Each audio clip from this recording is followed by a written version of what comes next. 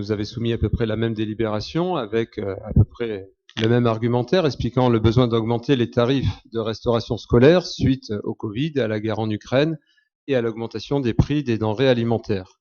Et à l'époque, étant donné que vous rajoutiez également un tarif social que nous trouvions approprié, nous avons été favorables à votre nouvelle grille tarifaire. Aujourd'hui, à peine 2 ans plus tard, donc, vous reprenez les mêmes arguments pour augmenter de nouveau les tarifs, sauf que, selon nous, ça ne tient absolument plus la route. Premièrement, je l'ai souligné tout à l'heure au moment du compte administratif, l'achat de denrées alimentaires a peu augmenté entre 2022 et 2023. Sur quelle base vous avez ces chiffres-là? Ce qu'il y a dans le compte administratif 2022 contre compte administratif 2023, ligne alimentation. Alors c'est peut-être pas pour tout pour les écoles, mais c'est aussi des denrées alimentaires. Deuxièmement, toujours donc pour les denrées alimentaires, vous avez prévu le même montant de dépenses au budget 2024 qu'au compte administratif 2023. Donc vous reconnaissez qu'il n'y aura pas d'augmentation en 2024 des denrées alimentaires.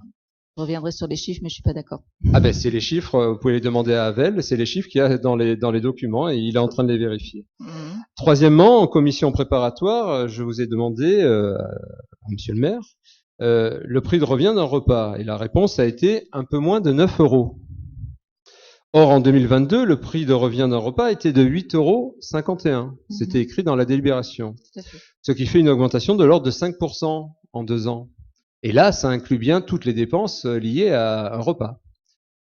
Et aujourd'hui, vous nous proposez une augmentation moyenne des tarifs de cantine de 14%, au-delà du quotient familial de 450, puisque vous avez bloqué la partie purement sociale. Oui.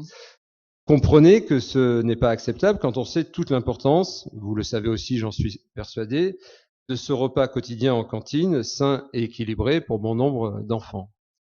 Et l'augmentation des tarifs de l'accueil de loisirs est encore moins compréhensible et moins acceptable puisque vous n'en donnez aucune raison valable.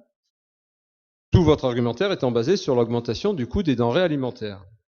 Vous nous proposez quand même d'augmenter les tarifs minimums de l'accueil de loisirs de 43%, rien que ça. On voit bien là, monsieur le maire, que vous avez choisi d'augmenter tous les tarifs des services publics municipaux au lieu de mettre en place, je le redis, un vrai plan d'économie des dépenses municipales.